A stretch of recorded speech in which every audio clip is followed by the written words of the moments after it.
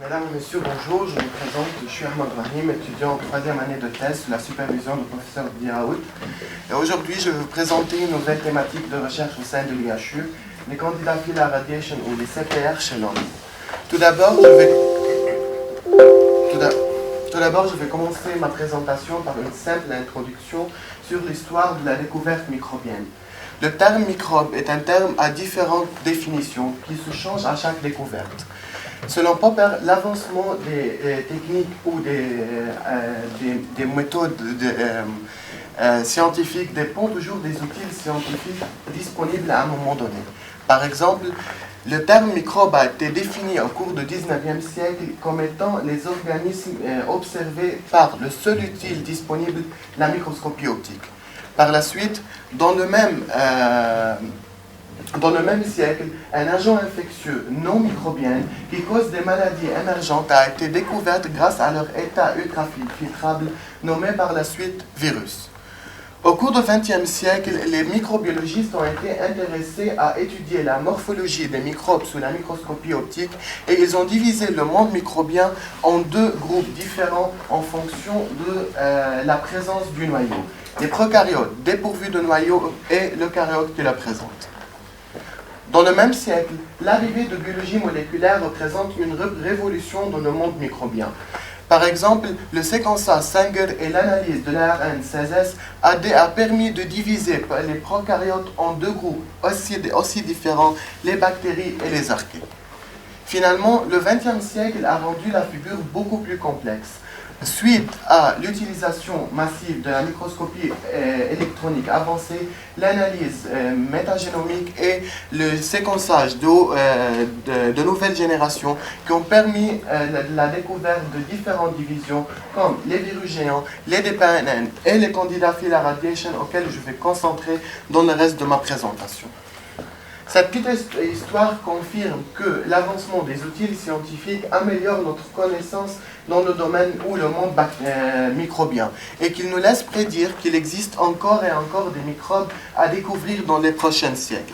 Ces explorations nous ont ramené à l'IHU de tenter une nouvelle classification, une reclassification moderne du XXIe siècle, basée sur le contenu génomique total et inclut pour la première fois les trois domaines de vie à côté des CPR, DPAN, virus géants et les Asgard. La classification actuelle est basée sur un gène ou un groupe de gènes comme un représentant d'un organisme vivant, ce qui néglige la possibilité d'avoir un transfert des séquences entre les microbes ou les micro-organismes qui partagent le même niche écologique. En plus, l'arbre de vie ou la tragédie de l'arbre de vie est finalement un phénomène fictif. Ici, nous suggérons que suite à la diversité des organismes décrits à ce jour, il est presque impossible d'avoir un ancêtre commun, LUCA, Large Universal Common Ancestor, pour tous ces organismes diversifiés. C'est pourquoi nous avons tenté une nouvelle reclassification basée sur le contenu génomique total pour un génome donné. Cette classification est représentée par un rhizome qui montre en résumé l'histoire évolutive pour un organisme de question. Il montre aussi l'origine de chaque séquence en incluant dans l'analyse différents phénomènes possibles, comme le transfert de séquences, la dégradation, la fusion, la création des séquences de nouveau. Aussi, il est important de noter que les orphanes et les rhizomes montrent aussi l'absence, la présence et le pourcentage des séquences inconnues ou uniques pour un génome comme donné les orphanes. Suite à cette étude de l'état mosaïque et la clustérisation hiérarchique des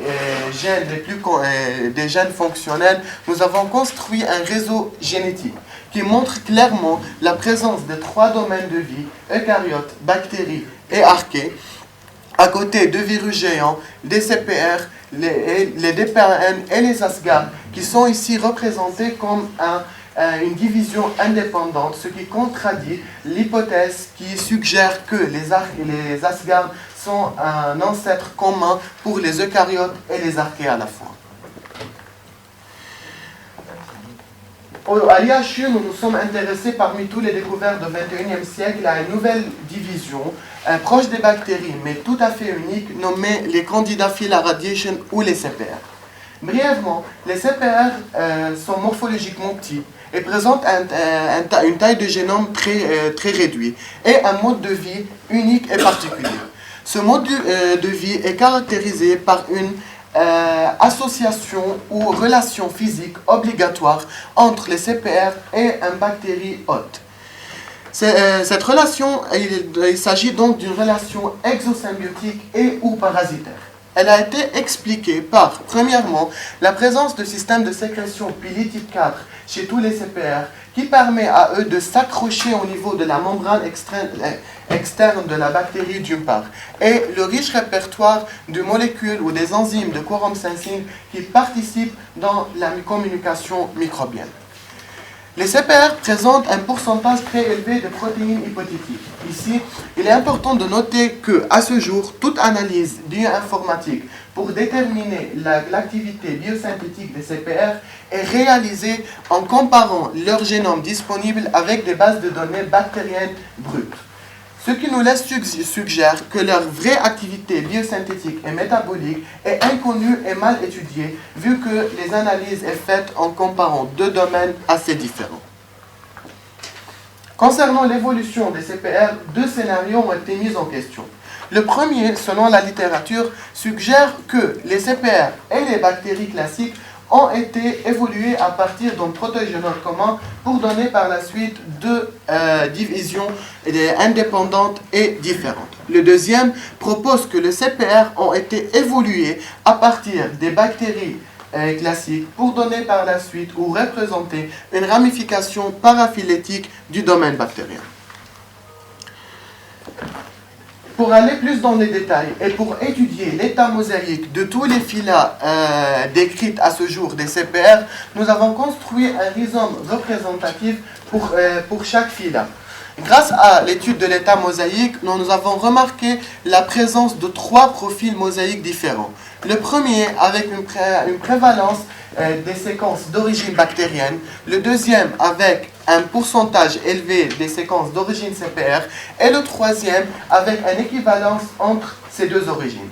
Ces différences peuvent être dues à l'habitat et le mode de vie qui se diffèrent d'un phylum à un autre, qui va agir par la suite sur la communication microbienne et par la suite sur la possibilité de transfert des séquences entre les microbes.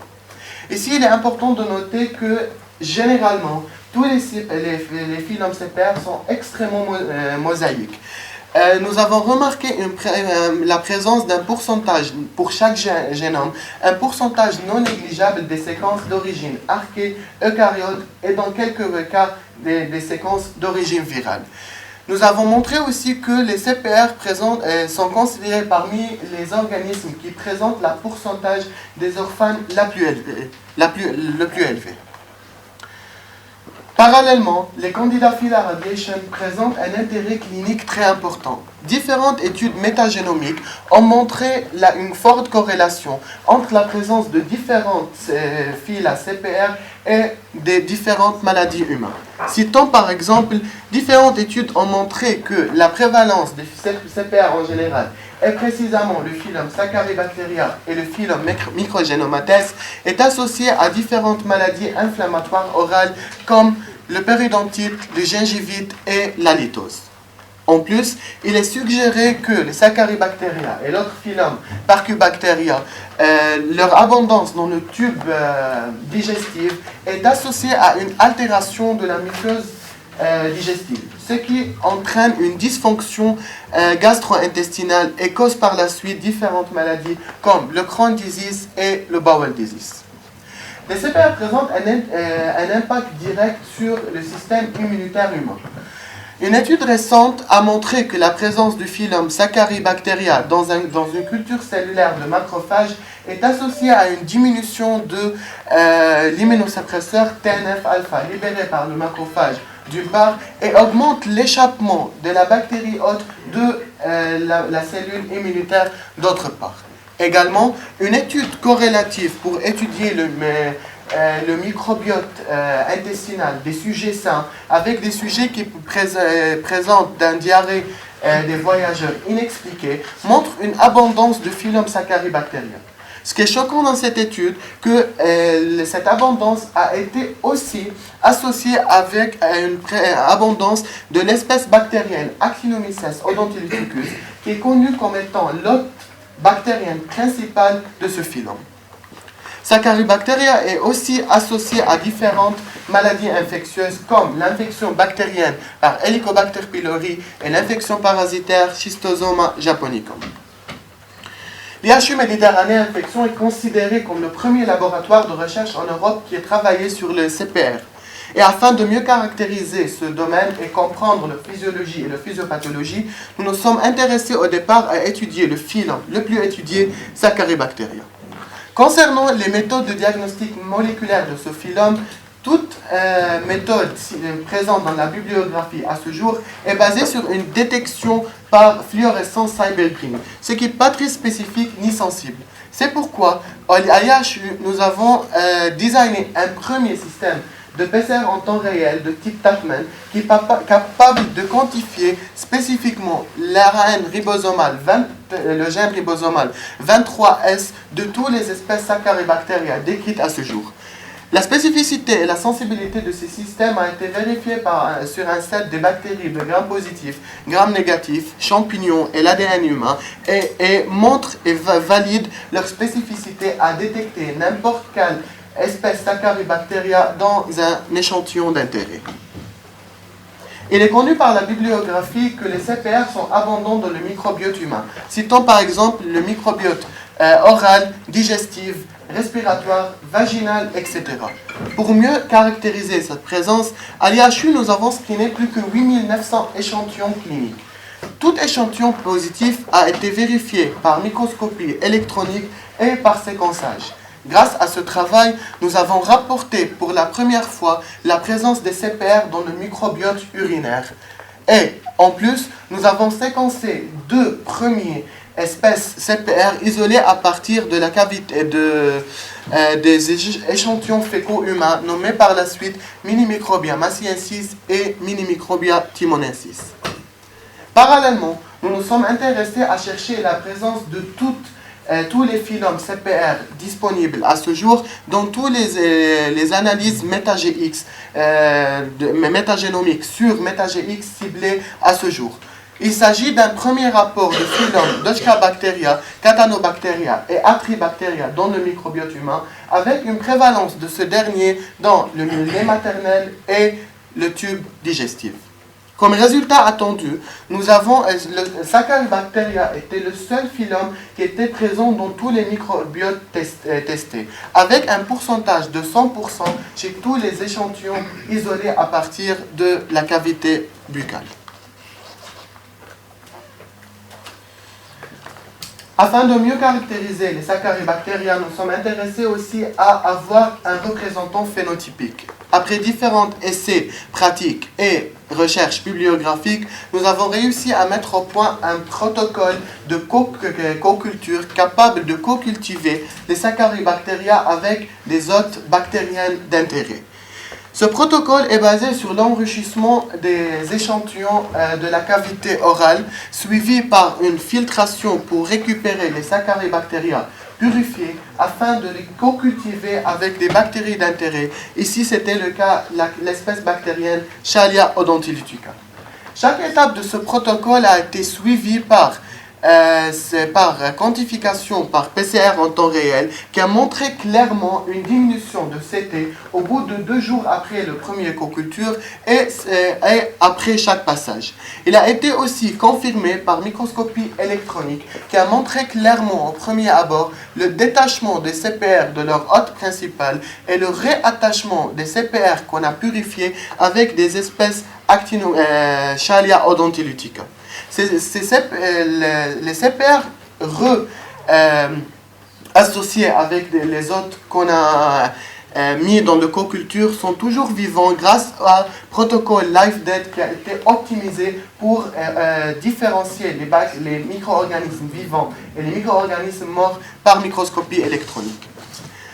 Dans la même étude, un autre essai a été réalisé, c'est d'essayer de co-cultiver les Saccharibacteria avec d'autres espèces bactériennes, les espèces Streptomyces. Nous n'avons pas remarqué une diminution de CT ni une viabilité de Saccharibacteria, ce qui nous laisse conclure que les CPR ont besoin des hôtes spécifiques pour se multiplier et pas n'importe quelle bactérie.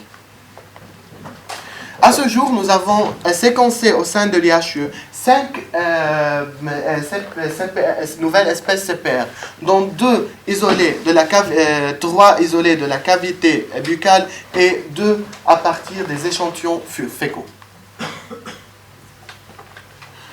En novembre 2019, une nouvelle technique a été mise en évidence pour co-cultiver ou cultiver les micro-organismes incultivables, la technique de génomique reverse.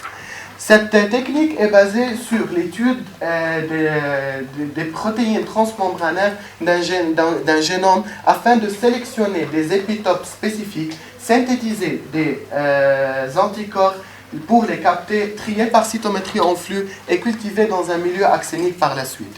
À l'IHU, nous avons essayé de chercher des épitopes qui peuvent cibler n'importe quelle espèce Saccharibacteria présente dans le microbiote humain et pas 1 ou 2 espèces comme ça a été publié dans ce papier.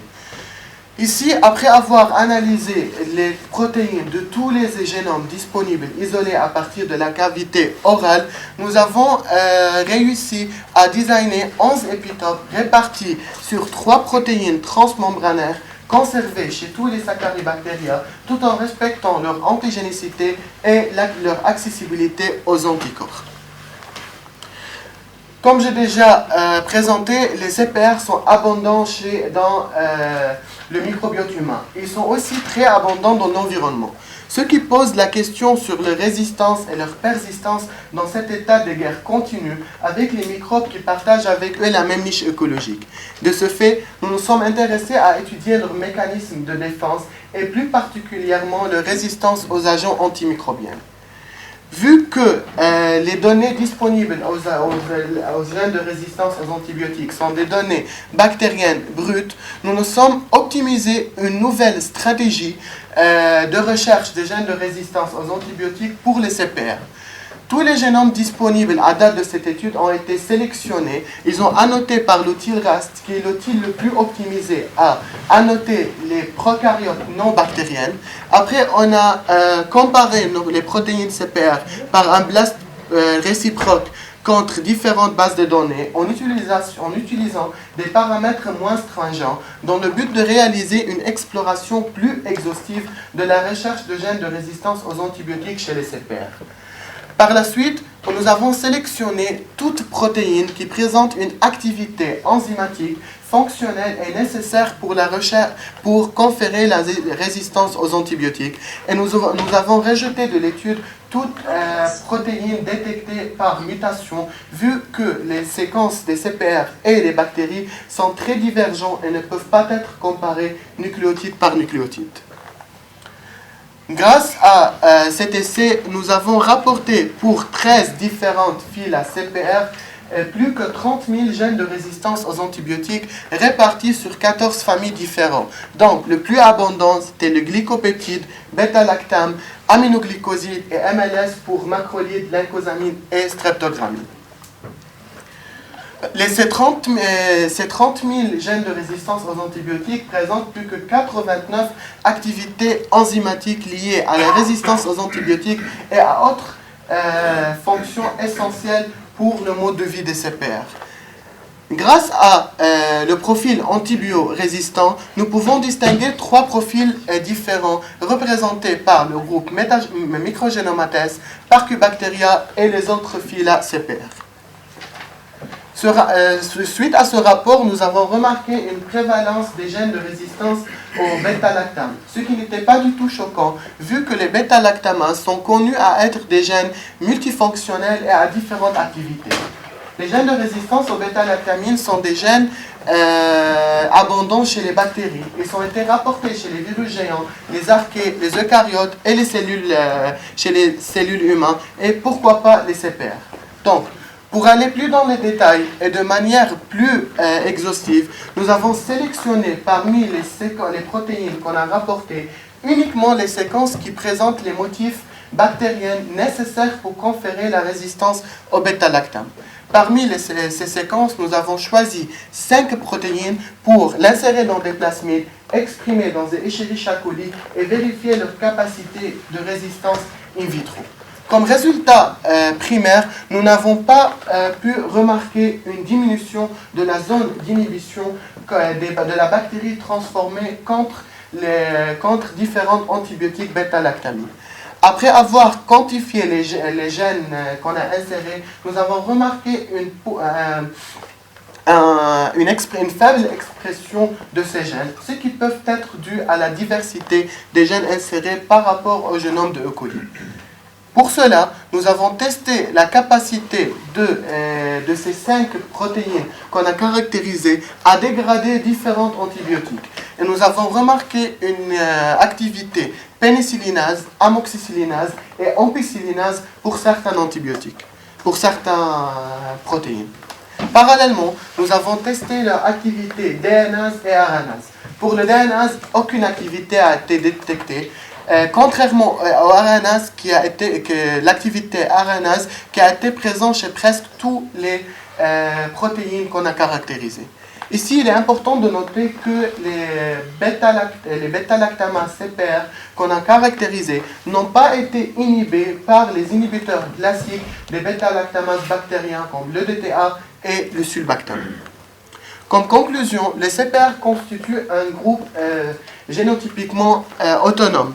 Différentes études sont toujours nécessaires pour mieux caractériser ces micro-organismes et pour mieux comprendre la physiologie et la physiopathologie, surtout avec tout ce qui est par rapport aux maladies humaines. Voici la liste de publications de tous les travaux de l'IHU à ce jour sur les CPR et je vous remercie pour votre attention.